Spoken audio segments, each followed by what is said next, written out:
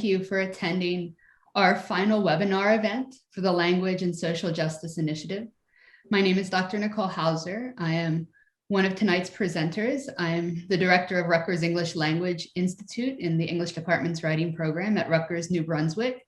And I'm one of the co-directors of this initiative, along with Dr. Kristen Vargas of the Department of Linguistics and Dr. Doa Rashed, director of the Language Engagement Project. Before we begin, I would like to thank our colleagues at the Language Center, Dr. Tom Stevens and Carolyn Berger for their feedback and support, Kate Armbruster and Patty Bloom for their administrative support, and special thanks to the Dean of Humanities, Dr. Rebecca Walkowitz, for supporting this important initiative, and Rutgers English Language Institute and the Language Engagement Project. And a special thanks to the former Dean of Humanities, Dr. Michelle Stevens, who is now the Executive Director for the Institute for the Study of Global Racial Justice, for her central role in creating the Language Engagement Project and this initiative. And of course, I would like to thank and introduce my fellow presenters tonight, Kristen Vargas, recent graduate of the Graduate School of Education and former RELI intern, graduate intern, our first RELI graduate intern, and my colleague in RELI, Nela Navarro, who is the director of the English for Academic Purposes program, our undergraduate program at RELI. Tonight's topic, Toward a Curriculum of Linguistic Justice, Putting Theory to Practice, is a result of repeated inquiries on how to enact theories toward linguistic and social justice and put them into practice within the classroom. These questions stemmed not only from the first webinar in our series, but are reflective of the multiple initiatives and inquiries locally, nationally, and internationally towards centering linguistically and culturally responsive pedagogies that interrogate and transform historically discriminatory and exclusionary practices, perpetuating social inequalities. I'm beginning our program tonight with this quote from Ofelia Garcia, one of the leading scholars in bilingualism and translanguaging studies. In describing the shift that was the catalyst for developing the theories and practices of translanguaging, which is centered in social justice, Garcia stated, "I started out as a language scholar, and it was language that I was interested in. But the big shift, I think, happened when I gave up my interest in language to think about people." Now, Garcia is not saying that she abandoned formal and structural study of theories and scholarships of language, but instead, she began fully contextualizing them and critically examining the ways in which theories and practices align, or more accurately here, did not align, especially regarding communities where students and speakers were historically and presently marginalized, linguistically, racially, and by social class. Linguistic discrimination resides in and is perpetuated by a depersonalization, which leads to the decontextualization of language teaching. Tonight, we begin with and center the personal. We invite you to examine the relationship between your lived experiences and expertise and engagement in critical pedagogy and the extent to which you have examined, interrogate, and taken action to transform policies and practices reflective of assimilationist, divisive, and discriminatory language ideologies. Putting theory into practice concerning language and social justice is not learning a series of tips and tricks. It is dependent upon one's disposition, a disposition that is the result of extensive, thoughtful, and critical interrogation of language ideologies and their effects on student equity, our educational system, and society. It's fully understanding and internalizing that one's disposition is reflected in their practices. Changing practices will not change your disposition. your disposition will always be reflected in your practices. Each of us now will address the ways in which our lived experience has informed our expertise and engagement with critical pedagogy, in particular within language studies. As we share our stories, we invite you to reflect on and note the ways in which your experiences have shaped your own practices and engagement in this work. So please participate. We have this slide here too, so that you may start to note and reflect on this as well. As both a scholar and educator within language studies, I had always been averse to decontextualized presentations and framings of language teaching, grammar charts and rote activities that instructed you to fill in the blank with the correct form of decontextualized and unrelated lists of sentences. I always wanted to know, but what does this mean to the speakers? How does this reflect and shape their world? In my immediate family, English was the only language spoken at home. However, my mom's family, with whom I am very close, shaped my understandings of the tensions between pluralistic and assimilationist discourses in the US and sparked my interest in language studies. My mom grew up in a multilingual household where they spoke Lithuanian, Ukrainian, and English. She went to Lithuanian bilingual school, and she fully embodied the pluralistic assimilationist tensions produced by monolingual ideologies in the United States. She was culturally and linguistically proud. Yet at the same time, the running joke was that every day after school, her dad asked her, "Did they teach you Lithuanian yet?" To which she always replied, "No, not really." He was greatly disappointed. Yet he only spoke English to her at home because she was the American. This was my first introduction to monolingual bilingual education in the United States. My family sparked my academic interests, first in learning an additional language, Spanish, as none of my family's languages were taught in school, and then in linguistics and language acquisition theory. My experiences learning English in school were positive and encouraging. Neither my speech nor racial and cultural identities were marked or accented in this space. And my interest in Spanish was celebrated and encouraged. My continued engagement in Spanish linguistics served as an immense catalyst toward further engagement in critical approaches. I experienced and observed the ways in which Spanish is seen as cultural capital for some. As a white learner of Spanish, Spanish was seen as an asset for me, academically, socially, and professionally. In contrast, for heritage Latinx students, Spanish was framed as a deficit, with continued use, maintenance, and study of the language discouraged and framed as detrimental academically and socially, broadly within the United States. I observed the ways in which assimilationist language ideologies rooted in colonialism, racism, and xenophobia shaped the ways we defined and framed Spanish and English language education and bilingual education, and especially the ways in which students were identified and labeled, all perpetuating social inequalities. I was frustrated and infuriated in my linguistics courses that the language acquisition theories were presented as uniformly applicable in all language and classroom contexts. Over the past 20 plus years, I have engaged in scholarship toward curricular development in language and writing studies in both the United States and Mexico that critically contextualizes language and language teaching, with the full understanding that all teaching is always a political act. In my portion of today's program, I will share guiding principles for developing curriculum toward linguistic diversity and social justice, with specific examples from our curricular redesign initiative at Rutgers English Language Institute. But this approach reflects my work throughout my career.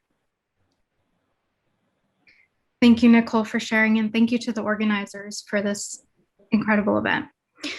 I grew up in a Spanish-speaking household, even though both my parents spoke English. They were the first advocates for my bilingualism. I was afforded the opportunity to travel to their home country, Colombia, and learn Spanish for academic purposes for at least 5 years. Even so, in Colombia, I was the American, and in the States, people wondered where I was from. I struggled with my cultural identity and my linguistic identity simply because I felt almost as if I did not belong in either place. I was neither thing. I was neither bicultural nor truly bilingual. This deepened so much, in fact, that instead of pursuing Spanish at a higher level in high school, I threw myself into Italian and studied it for 6 years. It wasn't until my undergraduate experience that I began to feel as though I had lost something. I had lost that connection to my first language. I had lost that connection to my family overseas, and I began trying to recover it. I was first introduced to translingualism in my undergraduate career in a class that ultimately changed the direction of my life. It was bilingualism in the Spanish-speaking world, and it was the first time I was reading academic and literary texts in Spanish at the university level. The previous semester, I had been told in no uncertain terms that if I pursued higher level courses in Spanish like this one, I would probably fail. The semester I took bilingualism, I was determined to prove the department wrong. I was determined to pass all of these advanced courses and say, ha, I am bilingual. My Spanish is good. Here is my proof. When I was confronted with translingualism, I didn't know what to do. Suddenly, I felt like the metric by which I aimed to prove myself, my language, my culture, my heritage, had been written off. I rejected it. 2 years later, I began my graduate coursework in education, and there it was again, translingualism. This time I was ready. In the span of those 2 years, my linguistic ideologies had shifted, my career had shifted, and when translingualism crossed my path again, it clicked. I read about transcaring and translanguaging, both co-authored by Ofelia Garcia. I often remember a song I heard by Facundo Cabral titled No soy de aquí ni soy de allá, which translates to I'm not from here, nor am I from there. When I realized the importance that language played in how I positioned myself in the world and how I navigated the world around me, I felt myself become a fierce protector of students who might also feel as though they had lost something. Translanguaging gave me the opportunity as an educator to show up for my students in ways that my educators had not shown up for me. In doing so, it was no longer ni de aquí ni de allá, it became both. I could be both.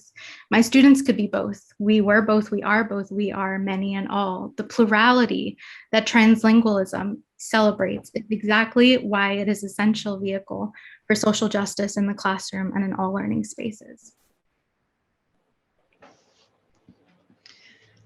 Thank you, Nicole. Thank you, Kristen, for sharing your lived experiences.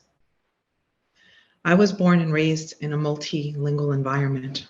I am the child of upper middle class immigrant parents who were educators and who had the resources and the desire to ensure that their children were raised in what would they consider to be a cosmopolitan space of an urban environment that celebrated multilinguality.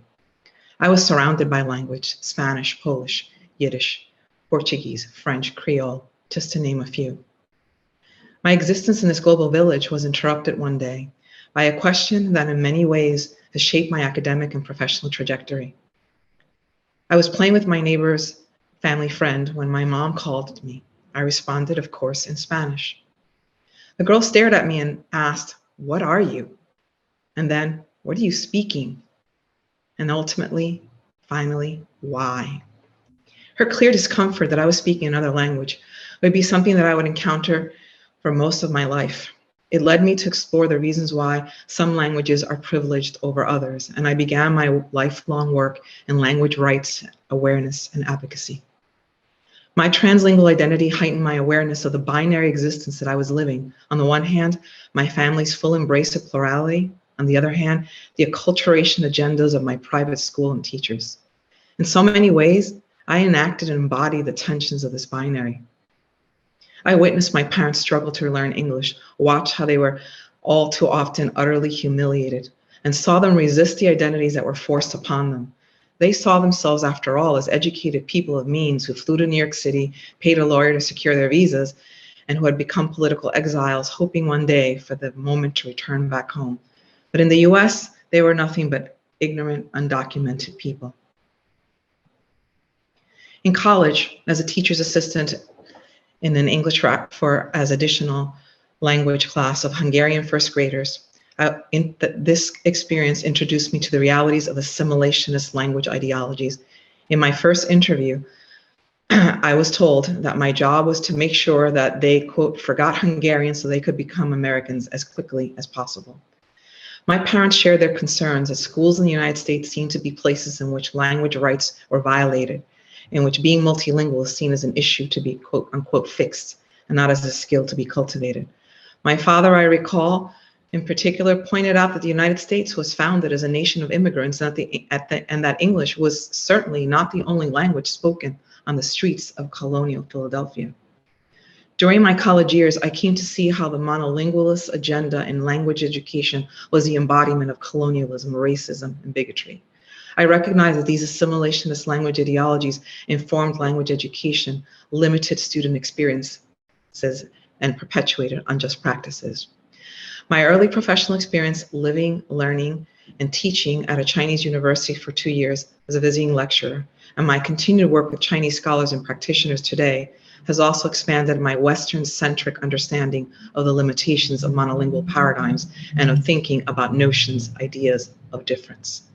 I continued graduate studies in applied linguistics, critical pedagogy, and semiotics, and later learned to embrace translingualism as well. During my last 25 years as an educator and researcher, I have engaged in global scholarship and teaching practices that protect and promote linguistic and cultural diversity and that advocate for linguistic rights and linguistic justice. In my talk today, I hope to invite us to rethink our own ideas of difference, to consider employing what I call a lexicon of inclusion, and to share practical ways in which we continue to do this work at Rutgers English Language Institute. Thank you. Thank you, Kristen and Nela. As we ask you to further examine your disposition and engagement and commitment to this work, we share another quote and reminder from Ofelia Garcia. Translanguaging is a political act. It cannot be reduced to flexible language practices, and it's more than just a scaffold. To begin work in developing practices and dispositions toward language and social justice, begin with these questions. How familiar are you with foundational and current scholarship in language and social justice? What is your understanding of the relationship between language and inequality? What is your understanding of the role that education plays in perpetuating these inequalities? How have your positionality and lived experiences informed your understanding of and engagement with language and social justice in education? The work we present today reflects over 50 years of scholarship connecting language and social inequalities. In spite of this history, social justice is often still seen as an add-on or a special focus, only recently being centered in works such as the work I have cited here, Language and Social Justice in Practice, from 2019. This framing itself is reflective of practices and ideologies in service of perpetuating social inequalities and power hierarchies. As educators, we are actors within an institution that has shaped and continues to shape social perceptions and discourses, limit or expand access of resources, and social participation and engagement. In addition to taking into account these aspects of social justice that I have listed here, this work entails a critical examination of the ways we frame and define language and language education, and also of the language we use. And this will be reflected and addressed by all of the speakers in our talks today. I will first begin with overarching considerations to take into account in addressing curricular change. I have included this chart from Guadalupe Valdez, which includes considerations at all levels: theoretical considerations, ideologies, and institutional and programmatic considerations, objectives, limitations, goals. In applying the principles that I outline, consider the ways in which these factors influence your curricular development.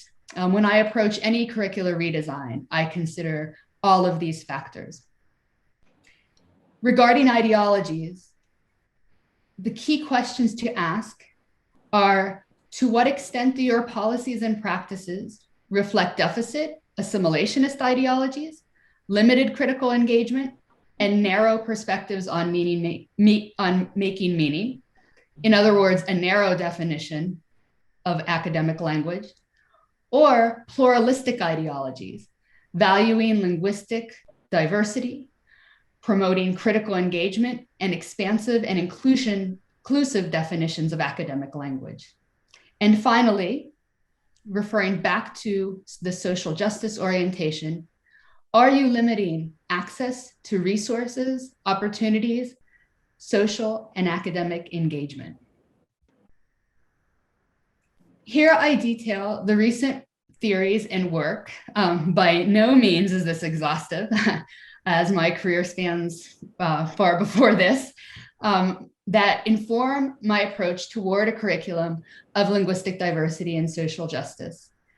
The example that I share today specifically details our curricular redesign at Rutgers English Language Institute at RELI, which is a global community for learners of English as an additional language. And most scholars within RELI have lived the majority of their lived and academic experience primarily outside of the United States. I will show examples of the ways in which we have reframed policies and practices toward linguistic diversity. In consideration of the previous factors, which I assessed and discussed with our faculty and directors and leadership at RELI, we created a translingual curriculum inquiry guide that I have shared here to guide our curricular redesign. Our first step toward a programmatic reframing entailed reframing the mission, the image, the ways in which we talk about the program. I have listed an overview of changes here that we made as we moved from 3 separate programs, pre-undergraduate, undergraduate, and graduate, with varying degrees of deficit framing, to creating a global community with curriculum and programming centering on creating connections between culture and communication, rooted in critical and translingual pedagogy, and connecting populations in translingual, transcultural, and transdisciplinary programming. As I present these examples, note the careful selection of and consistency with the terminology and language that reflects this reframing. And here's the example. This is from our website. In this slide, you will see an example of this consistency. What you see here are screenshots from workshops that RELI has created for peer tutors, learning in the learning and writing centers, and also for university-wide presentations and partners, including faculty professional development workshops. The first choice that I'd like to detail here is the framing of our talks themselves. They always have the title, Tutoring or Teaching in a Multilingual Space. This wording and framing transforms the ESL multilingual and non-ESL dichotomy and the specialized, other, and exceptional discourse of this work. As you can see here in our key considerations, the majority of the student population at Rutgers, New Brunswick identifies as multilingual. So perpetuating this exceptionalism of multilingualism not only perpetuates deficit discourse, it's simply inaccurate. We share and model our guiding principles that you see here in practices in RELI across the institution. We call attention to the need to contextualize language education, and we address head-on how language ideologies affect and create myths about language learning and practices that are rooted in social inequalities and not in linguistic research. We discuss contextualizing structural choices, teaching grammar in context within the social context of the text and the audience, and negotiating meaning in consideration of and building on linguistic and cultural expertise that students bring. We detail and model an inquiry-based and strengths-based approach. And we usually begin our workshops with a survey and inquiry about linguistic backgrounds and prior knowledge of the participants. In the next 2 slides, I will provide examples of these changes at the course level. In our full curricular redesign over the past 2 years, we developed signature courses reflective of our translingual and critical pedagogical approaches. The course I share today is Writing Across Cultures, the first course in our English for Academic Purposes sequence. The name of the course description, the guiding questions, activities, and projects all reflect and embody, yes, curriculum is a living, breathing entity, translingual and critical approaches. The title reflects the inherent translinguality of our communication, and students explore the connections between culture and communication and academic, professional, and published writing through this lens. Guiding questions include, and you can see them here, how do we define culture and cultural identity? How do cultural factors affect written communication and reader expectations? In what ways do people identify themselves culturally in the United States? How do you define yourself? And how do these factors influence your writing style? Course texts include the open source text, Speaking of Culture, which I have here, that addresses these concepts. Students essentially become cultural anthropologists in this course. We also include works from what we call writers across cultures, authors across genres whose work addresses these themes. And you will see a specific example of this on the following slide. Students complete activities that build toward and inform a portrait of a writer across cultures. And I have the overview of the assignments and projects here in the center.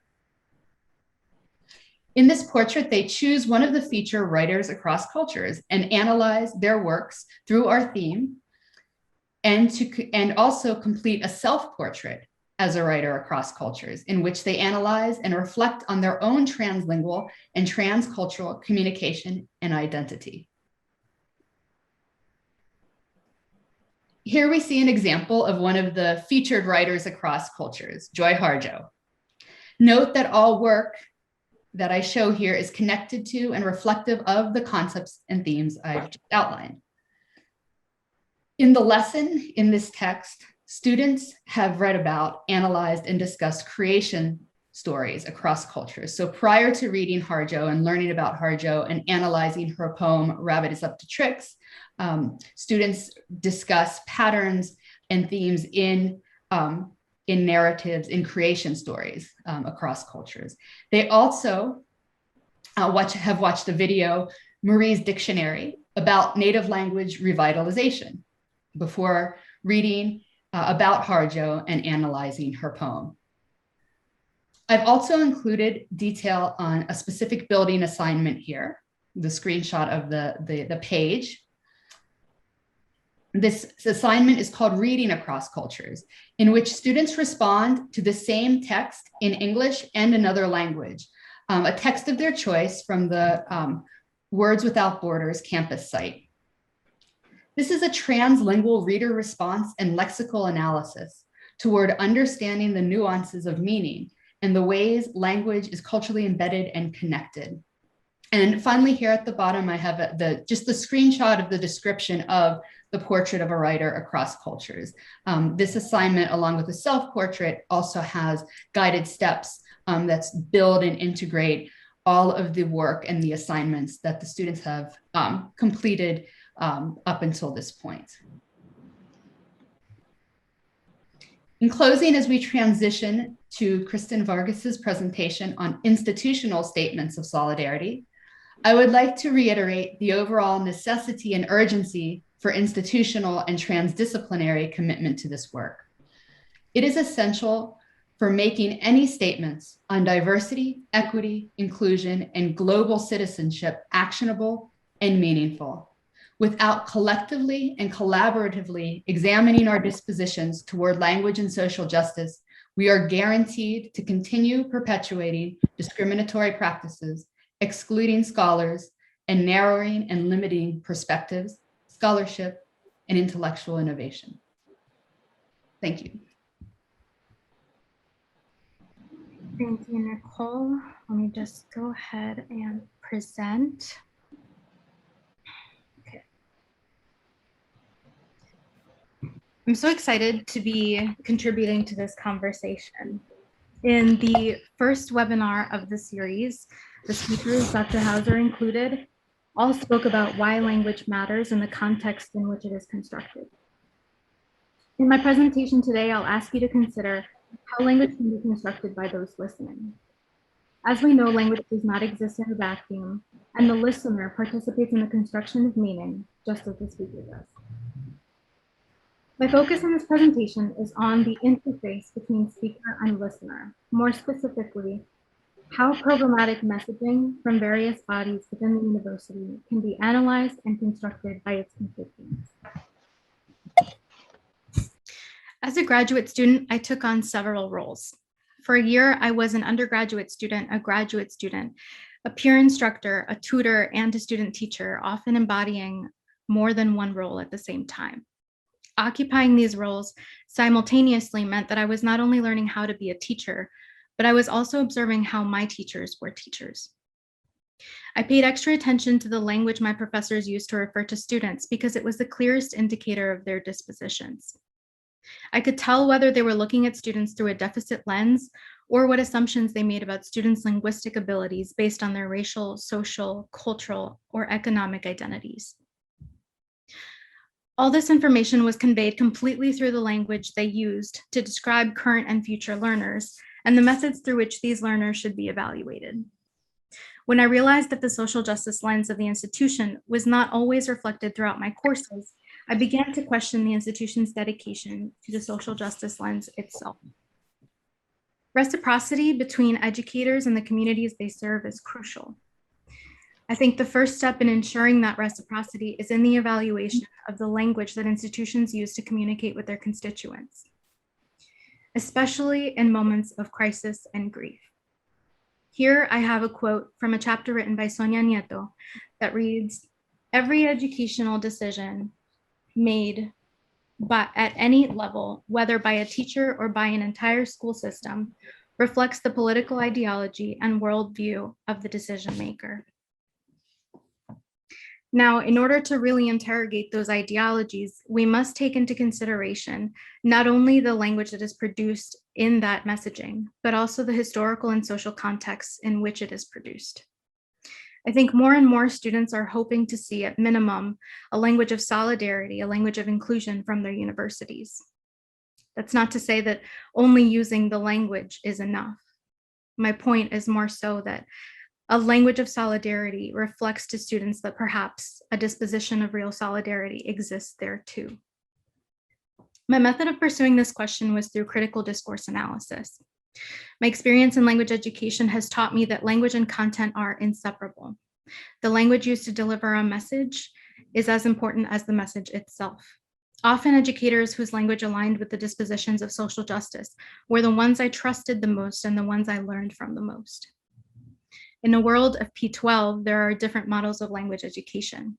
As such, P12 language educators should be at minimum cognizant of linguistic justice issues, as it is their responsibility to advocate on behalf of students' linguistic rights. In the realm of higher education, however, the onus for advocacy, especially against linguistic discrimination, falls almost entirely on the student. I've used critical discourse analysis to evaluate the alignment of the message of the call to action to an institution's mission of social justice. For many organizations, these calls to action were the first attempt at positioning themselves within the work of social justice. For others, the call to action was a reiteration of their commitment to the work. Even so, as a listener or reader, these calls to action were often the most visible expressions of institutional dispositions. As such, it is important to consider them as part of the discourse and analyze them critically to reveal the dispositions they may include or exclude. Fairclough and Wodak established the dialectical relationship between language and society. Not only do they explain that discursive acts can produce and reproduce unequal power relations, they also say more plainly that power does not necessarily derive from language, but language can be used to challenge power, to subvert it, to alter distributions of power in the short and the long term. Last summer, we saw an outpour of calls to action and solidarity statements from organizations following the murder of George Floyd. These organizations hope to convey where they fell on the spectrum of social justice, and for perhaps the first time in a while, there was a real and inevitable pressure for these organizations to not only release these calls to action, but to also follow through. I've taken 3 excerpts of different calls to action from different educational organizations, and I'm hopeful that you'll join me in our own preliminary discourse analysis. I've started with the call to action I wrote about in The Humanist. I'd like to invite you to read the excerpt and send your observations in the chat for the next minute or so. I see that you've been very engaged, so I hope that you will indulge me. Thank you to everyone that is responding. In the next slide, I've noted some first impressions, some surprising elements, and some missing elements. We see that names are present here in this call to action. We see Michael Brown, Eric Garner, Trayvon Martin, Sandra Bland. This begins to establish the historical context of the call to action. These instances of police violence date back to 2012. The social context of the excerpt is established with the phrase, "the protests and demonstrations that we are currently witnessing." And these are grounded with the additional historical context of the many years of marching and pleading for those in power to end police brutality. Some of the surprising elements we noticed that I know some of you pointed out in the chat is the use of the label law enforcement professionals to refer to those responsible for the violence enacted against Michael Brown, Eric Garner, Trayvon Martin, and Sandra Bland. Another surprising element is in the phrase pleading for those in power to end police brutality. Finally, I want us to consider the missing elements in this excerpt. I want to note that this excerpt is different from the rest of the call to action, and when these materials become available, you can click the link and read the full letter. In this excerpt, we see the phrase Black men, women, and children that have largely been ignored. This is the only place in the call to action that does not refer to those harmed as a community, and instead uses language that enforces a gender binary. I would like you to consider what dispositions are revealed through these observations. What does it mean to write down the names of Michael Brown, Eric Garner, Trayvon Martin, and Sandra Bland? What does it reflect to use the phrase law enforcement professionals? Finally, I want to call your attention to what is missing. We need to consider what dispositions are reflected in the language that is used, but there are also dispositions revealed in the language that is excluded. I'm going to continue on to the next excerpt. This one is from the Asian American Cultural Center at Rutgers. And again, I will give you a minute to read and type in the chat what you notice. You'll have this passage available for the full minute and afterwards when we're discussing. In this excerpt, we have a different social context. This is no longer about the summer of 2020 after the murder of George Floyd. This is about March 2021 after Atlanta. The first impressions that I noted are that we don't see names established in this excerpt. Names aren't used to establish that historical context. We see actions instead.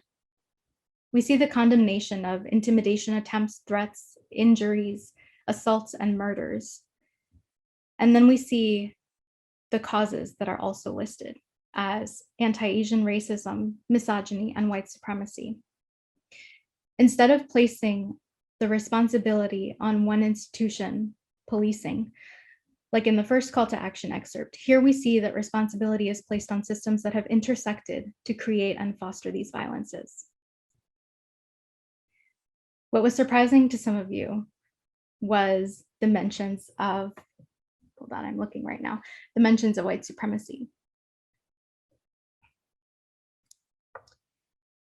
I noted the participation of the university body in sharing in the interconnected pain that impacts any targeted group or individual. Here we have a less specific establishment of the historical context and more emphasis on the social and systemic contexts that have impacted any targeted group. This excerpt highlights, like some of you had noted, an interdependence and connection between groups that have experienced harm. Again, I would like you to consider what dispositions are revealed through these and your observations. In this final call to action, we move outside of Rutgers and focus on another educational body. This excerpt is from Learning for Justice, formerly known as Teaching Tolerance. I'll give you some time again to read and participate in the chat. Here we see the phrase, "We witness and share in the collective mourning." And again, we notice the names of Black lives lost. This list includes George Floyd, Breonna Taylor, and Tony McDade, which offers a social context more than a historical one by including instances of police violence from the year 2020 alone. That grounds this call to action to the present moment. Looking deeper, we see that these names represented are of a man, a woman, and a trans man that have all died because of police violence. This inclusion speaks to the names listed in the previous excerpt and highlights who is missing in those narratives. What I found surprising in this excerpt is the admission of not having the answers amidst the collective mourning for lost Black lives. I don't think admitting this leaves constituents hanging, rather it shifts away from the language of condemnation and focuses on the individual, the human aspect of mourning. This excerpt reframes the usual purpose of an institution's call to action and favors the lens of asking our students for their input. Instead of positioning itself on the spectrum of social justice through language, Learning for Justice has effectively demonstrated its social justice dispositions by centering students in the language that it has used. Thank you so much for participating. Y'all are doing great work in the chat. I see you. Ofelia Garcia said, "Criticality has to be at the center of teacher education." This quote speaks to me because of my experience in teacher education. However, it relates to this presentation and the seminar as a whole, because criticality has to be at the center of all education. Not only do we need to develop our own sense of criticality towards our institutions of education, but we need to facilitate the development of our students' sense of criticality towards their educators, towards ourselves. In doing so, we will embrace everything they are and invite reciprocity in our classrooms and all learning spaces. Thank you. Good evening. Thank you so much to Nicole and to Kristen, and thanks to all of you for taking time from your really busy schedules, especially at this time of semester. Thanks again to Nicole and to Kristen for laying out a good foundation for me to build on. I also want to thank all the organizers of the Language and Social Justice Initiative. Our panel began this evening with Dr. Hauser, with Nicole, explaining how ideologies about language and language difference perpetuate inequalities in our learning spaces. And she has encouraged us to think about our own positionality in the context of these ideologies. You have heard Kristen asking us to consider the effects that these ideologies have on university-wide constituents, most importantly, our students. And she's also asked us to explore how our message is heard by those stakeholders that we as a university claim to embrace and serve, our student body. Nicole and Kristen have examined ways in which institutional decisions and policies create environments that continue to marginalize and exclude members of our communities, specifically members who have historically been othered in our country. In my exploration of difference, I'd like to invite you to consider rethinking your own established ideas of difference. What do you think of and understand to be difference, particularly ideas of linguistic and cultural difference?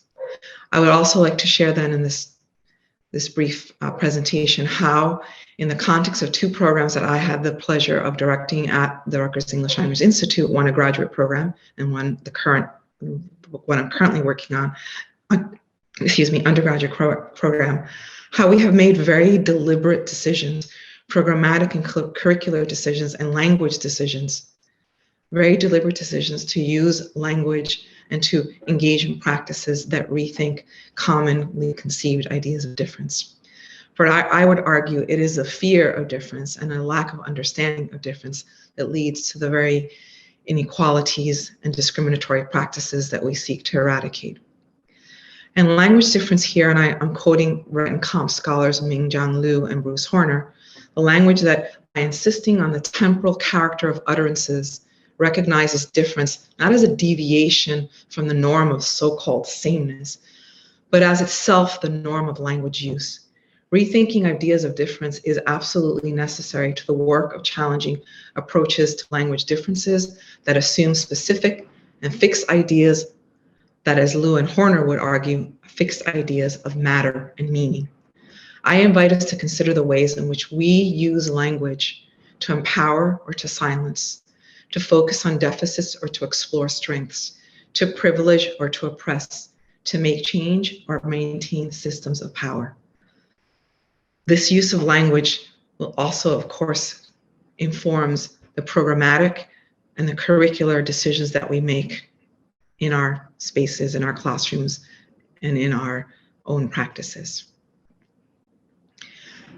You'll recall that Nicole outlined for us the RELI guiding principles that I'd like to reiterate and connect to more explicitly. These are the guiding principles that enabled us at RELI, which is what I'm hoping to do in the next few minutes, is to show you how we have taken these principles and put them into practice. These principles have enabled us to make choices and decisions. And I want to emphasize the idea that these are choices that we make. These are decisions that we make. We have the choice and we can make the decisions to promote more inclusive ways to imagine ideas of difference. The choices that we have at RELI made have impacted us at the operational, programmatic, and curricular level. And I would like to highlight what these changes look like and how they enable us to better support our students, build community, celebrate their linguistic and cultural contributions to the university, while providing them with the culturally relevant academic support to ensure their academic success. And so you'll see that we examine and think of our approach at RELI and see the classroom as a site of negotiation, not a site of prescription. So this is evident in how we examine and explore the activities that we intend to deploy in our classrooms, a move away from the classic lectures and from top-down focus on content information, and toward a move of deliberately inviting and cultivating negotiation and conversation. The work that we do also is intended to celebrate and highlight the linguistic and cultural resources of our students.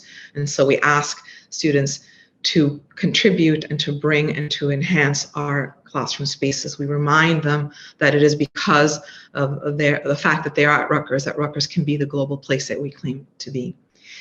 We also emphasize process, not product, and therefore, again, situating the students. So we're interested in the voice of the students, student writing, and not in the production of papers. We look very carefully at how students can engage in discussions and exploration of ideas by providing them the time that they need. So we have drafts and revisions in a wide range of genre and assignments.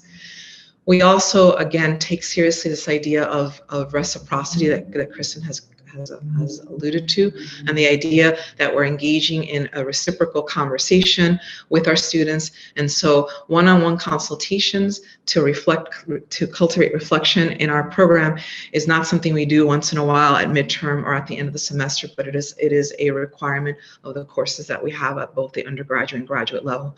It allows us to engage in discussions, to discuss the choices that students make and provide them with opportunities to negotiate meaning and resources. This inquiry approach, taking this approach allows us, of course, to, as Nicole pointed out, really look at taking an inquiry-based approach, implementing strength-based strategies, and bridging to development of scaffolding. Again, the taking the inquiry-based approach requires that we ask the students about their experiences and that we do not make assumptions. For example, we have students creating their own goal-setting sheets. We have students engaging in KWL charts to develop their critical reading skills. KWL charts are charts that ask students, what do they know? The K, what do they want to know? The W, and what have they learned about complex readings that they have been working with. We insist on implementing strength-based activities that will activate the full range of linguistic and cultural repertoire. Some examples are inviting students to actually use their language. Nicole alluded to that earlier in our presentation, and asking them to respond to text and engage in textual analysis, annotating text, all of this in other languages. In addition, we insist very much on an open source use of texts and texts that represent a wide range of genres on much more global topics and not on topics that are so US centric that include so many layers of cultural context that make the text impenetrable for the students. We also take the idea of bridging and developing very seriously. And so we provide support as needed. We consider social language. We understand the need to expand on disciplinary vocabulary, and we meet and provide students with the scaffolding as necessary. For example, we provide sample assignments, detailed samples, reviewing all stages of an activity, and practicing and reviewing assignments as students need. This work is, of course, also informed, as Nicole and Kristen pointed out, by our embrace of the tenets of translingual writing, as Ming-Jiang Liu and Bruce Horner, two of the scholars who lead the efforts to examine and explore continued ways of engaging with translinguality in reading and writing courses in particular, which is in our case. I won't go through them all, but I do want to point out a few of the key ones that we come back to again and again in RELI. The reminder that language, which includes all varieties of English discourses, medias, and modalities, it's performative. It's not something we have, it's something we do. It is alive, it's not fixed. Also, that users of language are actively forming and transforming the very conventions that we claim to use using social and historical contexts. I want to skip to I don't want to skip to move to the third point, then I'll skip to a point. Our practices are not neutral. They are not innocent. They are informed by economic, geopolitical, social, historical, cultural relations of asymmetrical power. I also want to move now to deliberations on how to tinker with authorized text, perspectives, and conventions is needed and desired by all users, not some, but all users of language. Those socially designated as mainstream or minority, native first, second, foreign, etc. These tenets, and you can see there are 7 of them. These are the tenets that inform all the decisions that we make in RELI when we think about programmatic, operational, and curricular changes. I want to, before I frame some of the additional changes that we have seen at the graduate and undergraduate level, and end with the ways in which we use language, or what I call the lexicon of inclusion, I'd like to look at this quote as a way to frame and as a follow-up to one of the tenets, which is that we don't live in neutral spaces. And those who argue that education should be neutral are really arguing for a version of education in which no one is held accountable. And so at RELI, for us, this is really, really critical and important. As I mentioned, I've had the pleasure of directing in the last 4 years of a graduate program and 1 year of currently the graduate program. And for us, this is an important reminder that the choices that we make at the programmatic curricular and in our own practices is critical to our being accountable to our students. Rethinking difference is entirely possible precisely because our pedagogy is informed by translingualism, which is not only an approach, but an invitation to develop linguistic dispositions or sensibilities that recognize collective that recognize, language differences as a collector resource, that understands language variations as purposeful and strategic choices that need to be explained, negotiated, rather as simply as barriers or problems that or language errors that need to be fixed. As Nicole pointed out earlier in her presentation, our work has the potential to be transformative, not only because of what we do in our classroom and the so-called demand for tips and tricks, but because of who we are in these spaces, how we position ourselves, and how we understand the role that language ideology plays in perpetuating these inequalities. I want to share now, before I move, just really very briefly, that at the graduate and undergraduate level, we think about the operational, about the programmatic, about the curricular, and about our outreach, and all of these principles guide these choices.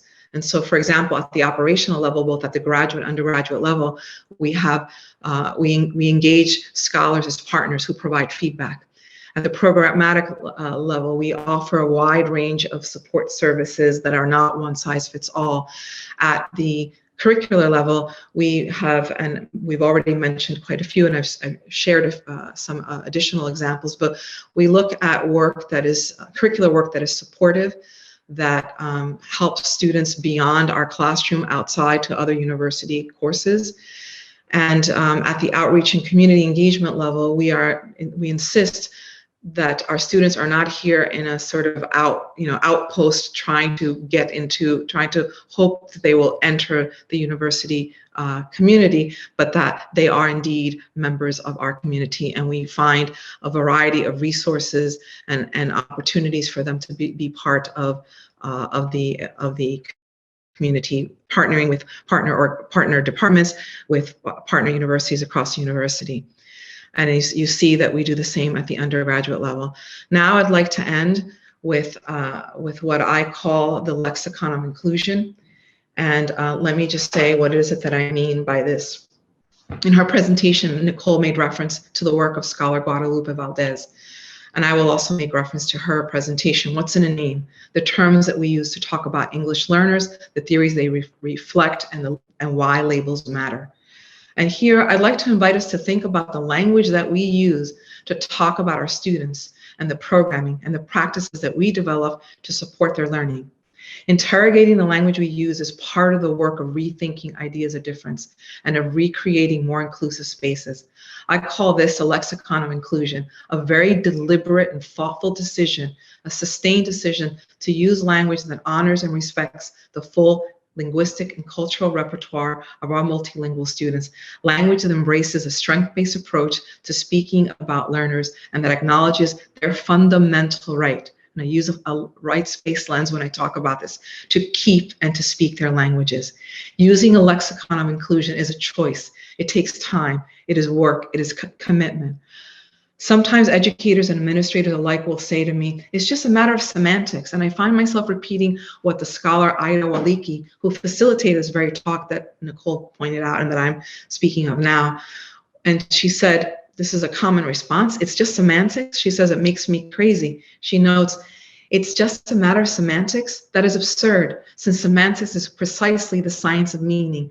And to say that it is only a matter of meaning, well, that is what education is about.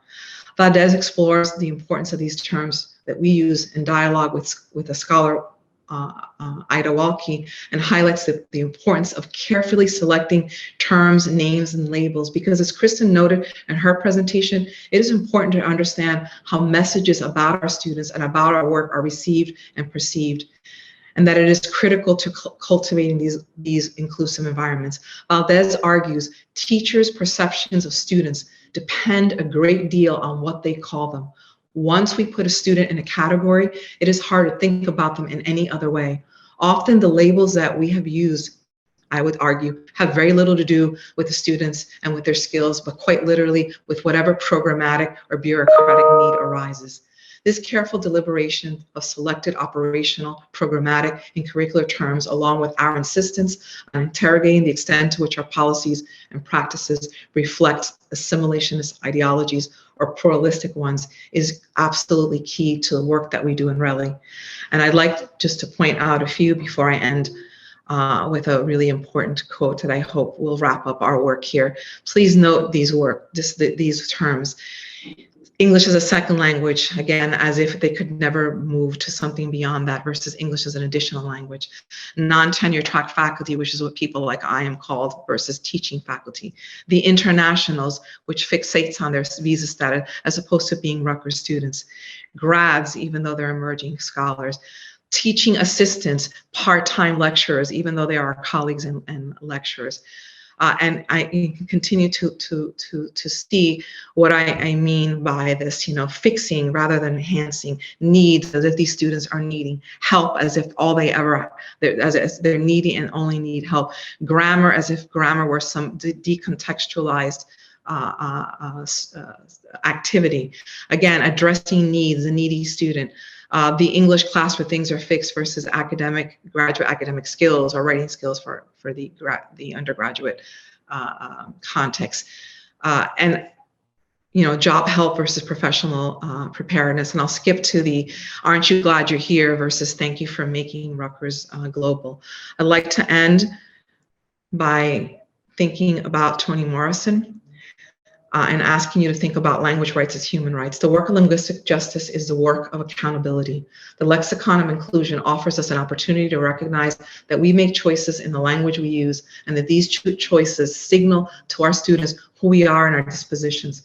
Choices that center students, their experience, and recognize that they have something to contribute to our Rutgers community. And indeed, they make Rutgers the global place we aspire to. Celebrating this diversity enables us to promote and protect their language rights. We must remember that language rights are central to our right to our identities and to our right to express ourselves. As the language rights scholar Varens has said, the language rights, excuse me, most of what we widely recognize as minority rights are in fact direct minority language rights are in fact the direct application of basic human rights standards such as the freedom of expression and non-discrimination. This means that language rights are not collective rights, nor do they constitute third generation or vague unenforceable rights.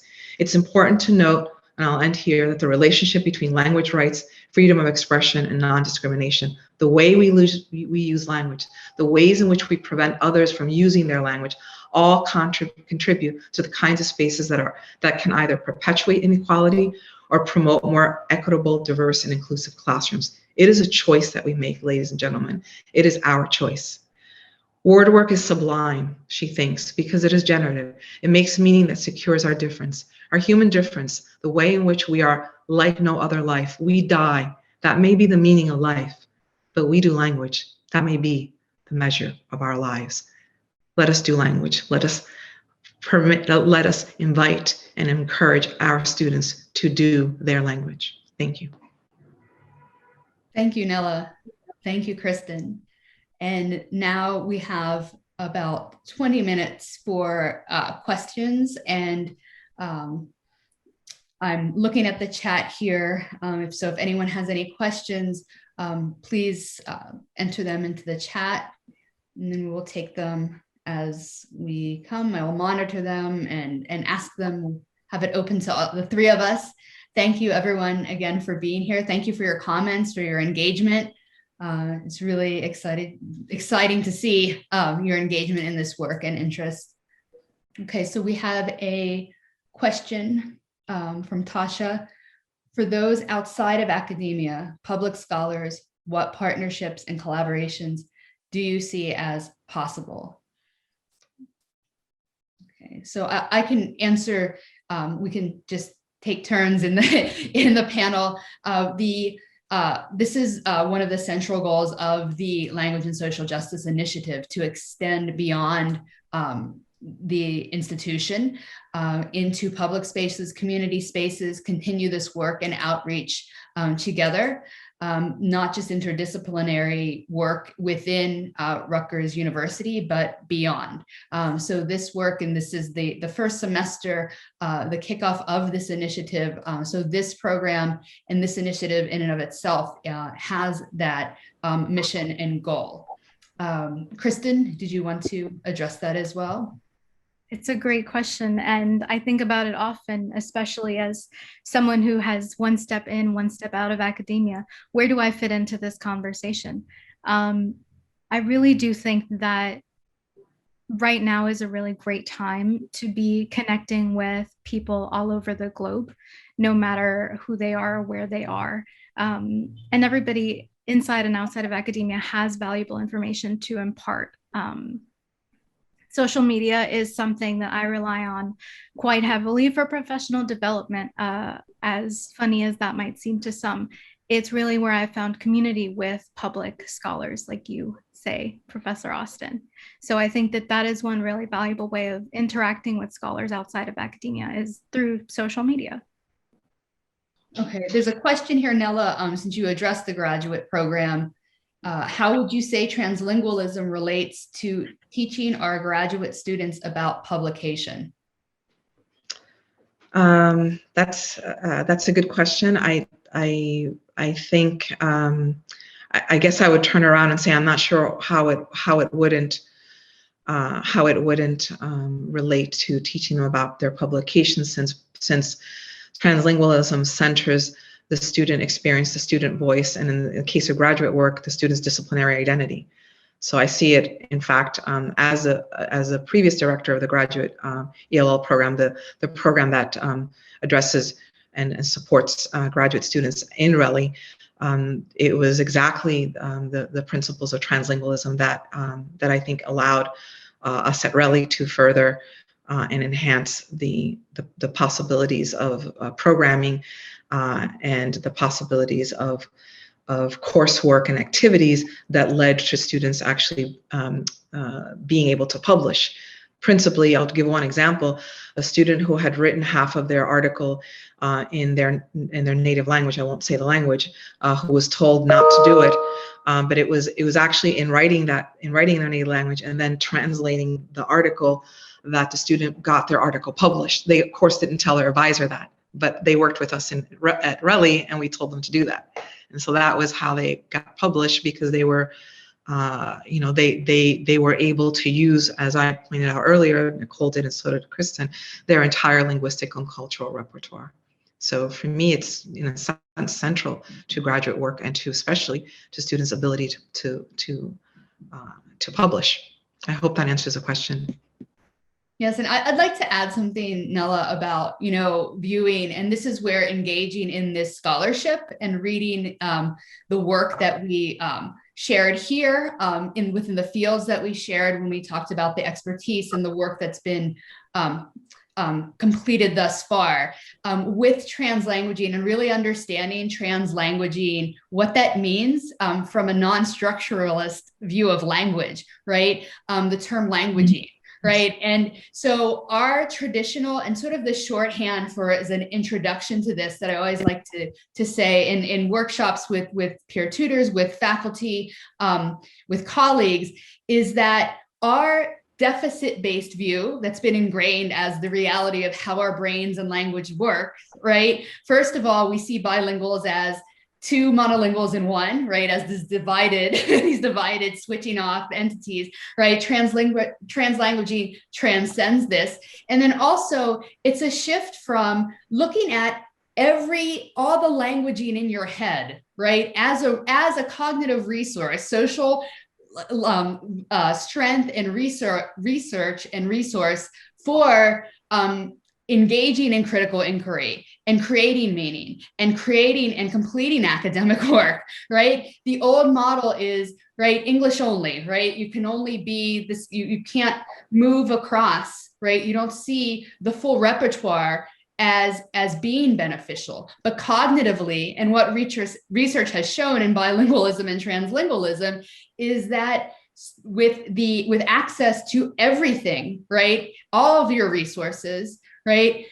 You develop your work and your ideas and meaning and make meaning and analyze things in our environment, in our world more successfully, right? So it's making that shift of understanding of it as expanding resources. I also say that even monolinguals, right, have access to their full repertoire, right? When you're drafting a paper, when you're drafting a publication, when you're in process, does the language you use reflect, not reflect multiple registers, multiple variations? It does, right? So it's just shifting that perspective, which is so ingrained, right? We've created these realities, and it's really difficult to get out from under them to really engage in this critical engagement.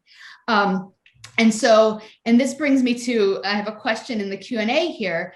It is really difficult to locate one's biases in language use. Are there any suggestions about how to approach what we write from a fresh eye? And so I addressed that a little bit with what I just said. Kristen, I'll pass it to you for to address it if you want to address that as well. Sorry, what was the question? I totally missed it in the chat. Okay, so it is, oh no, it's in the Q&A. It is really difficult to locate one's biases in language use. Are there any suggestions about how to approach what we write from a fresh eye? So with biases. Yeah, you can start with the questions that Nicole had us do in her first couple of slides. Interrogate how familiar you are with ratiolinguistics, sociolinguistics, how familiar you are with the relationship between language and power, what you think certain language registers afford you in certain spaces. Yeah, I think starting there is a really good way, and constantly self-reflecting, right? I think as educators that part is inevitable and absolutely necessary. Did I answer the question? I think that I did. Yes. And Nela, would you like to address that as well? I had the same suggestion, and I would just add really briefly that ask, you have those questions as well, Nicole, but ask, when you're looking at words that you've commonly used, ask, what does that word serve or represent, a broader spectrum of positionalities and of peoples, or is it a word that is very situated and very specific to a particular kind? And in academia and higher education in particular, our disciplinary specific language is often quite restrictive. So just asking if that particular term is representative of more than one lived experience, I think is what I would ask. Nicole, we have an interesting question about K through 12 districts, since we have K through 12 folks. Okay, yes. So we had a couple of comments and questions about applying this to K through 12, and this is essential. For me, I'm transdisciplinary and trans context throughout. I think it's necessary to communicate, to continue to create partnerships, relationships across all levels. It is necessary, right? Especially when looking at language education and the ways in which language education is framed as students, and what students bring with them, right? From these contexts to their first year at the university. My experience and expertise has been teaching students from all backgrounds, all languages, all spaces, places, and in the K through, and at RELI, but then also prior to RELI, I spent a lot of time focusing on first year writing and first year programming, right? And this is where, right, students bring, right, all of what's going on in K through 12 to this context. And so it's necessary, first of all, for us to thoroughly understand these conversations, these framings, students' experiences, right, in this context, and then also to communicate, right, to build relationships and partnerships together. And this is something that we would love to, I have done in the past with different projects. Prior to Rutgers, I was at St. Peter's University in Jersey City, and we had this partnership with high schools. And I'd like to begin that at RELI. RELI is a fairly new institute. We are just finishing, we're not even 2 years old. In July, we will be 2 years old. And so this is something that, again, and through initiatives like the Language and Social Justice Initiative, we can begin this work. It is critical to continue to build these partnerships and in sustainable, longitudinal ways. Kristen, I'll pass it to you as this is your area of focus. So. Yeah, I think someone in the chat spoke about how deeply embedded these cultures are in K-12 education, how deficit-based we as an educational system in K-12 have become. And I think that that's absolutely correct. And obviously, change is not going to happen overnight. And you cannot expect to put on a professional development session for teachers one time and then think, okay, I've changed the culture of my school. That's not how that works. It needs to be a collective effort. It needs to expand to student voice. It really requires a community effort and focus in order to begin changing these deficit frames that we have for our students across all contents, across all levels. This is not just limited to multilingual learners. This is for everybody, because it just is essential for every student's development within the K-12 and the university level to be included in the discussion of how pedagogy is shaped and directed for them. Nela, would you like to respond? I think we have time for Sure. Yeah. Yes. I cannot agree more. I think that that K through 12 is a place that unfortunately is only now coming to terms with the legacy, because there is a legacy of turning your back, turning one's back on this work. I want to add that because I know Nicole won't do this, we are really grateful at RELI that this work, the work that we've been engaged in for the last few years, and 2 years in particular, is being recognized. And in fact, Nicole and I have been asked to provide support for K through 12, 9 through 12 in particular, academic and research support for curricular development of for ELL 9 through 12 teachers in New Jersey. And this is only a week ago, Nicole, that we had this conversation. And as a result of that conversation, Nicole and I have been very busy the last day or two. We've received other folks asking if we would be willing and interested in doing institute work, summer institute, summer development. I agree with Kristen. This is a commitment. This is, I think my colleague Linda pointed out that, if we think historically the connections, if we historicize our work, this is inequity has been built. It's on that we built our nation on inequity. So this is not something that's going to happen. And Nicole pointed out at the beginning of our session, as Kristen has just done now, this is committed work for the long haul.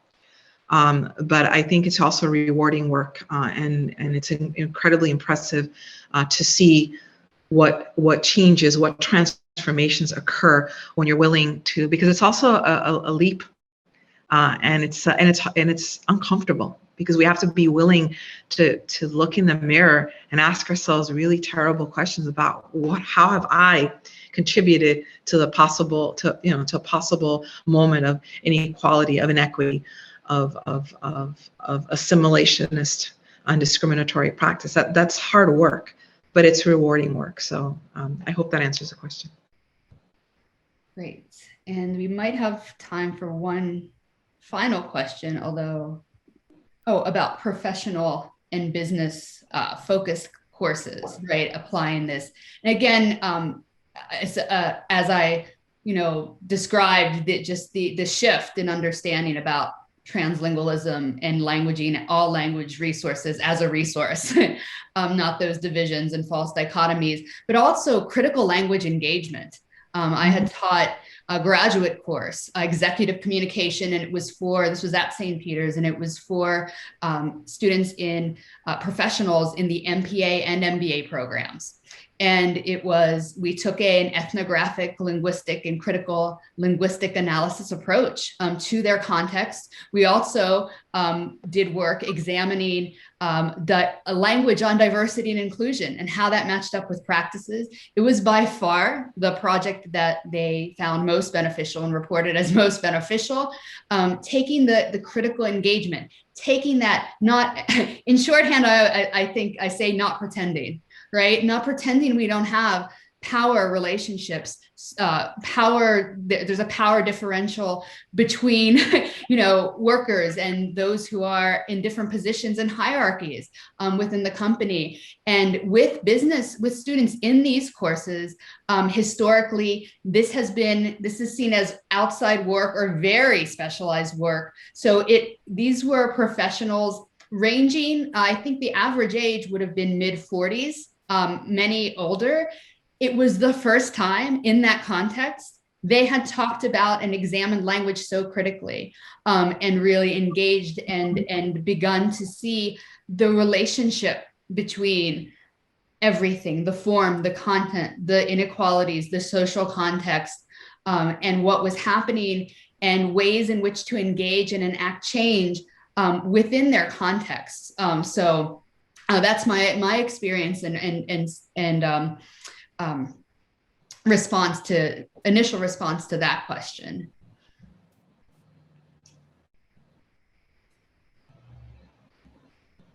Okay, and we are at 7 o'clock now. So thank you everyone for attending. Thank you again to my fellow panelists. Always a pleasure to collaborate in this work. It's always a continual engagement. And I'm just going to type my email in the chat. Please feel free to reach out, to collaborate, to discuss our program, your program. I am extremely collaborative by nature and in my orientation professionally. And so please reach out and collaborate in any way possible. Ask any questions. I am here and hope to collaborate in the future and to see everyone at a future event. Thank you everyone for your continued participation in the chat. It's wonderful. I love seeing all these languages. I really appreciate you all engaging with us and starting this work. Yes, and again, thank you so much for such devoted attention and such a really dynamic chat and series of questions. I really appreciate all that you have done tonight to support us, and we look forward we see this as a beginning of a dialogue, so please do take us up on the offer to chat, to check in, to collaborate, to work on projects together, and to try to untangle the entanglements. So thank you.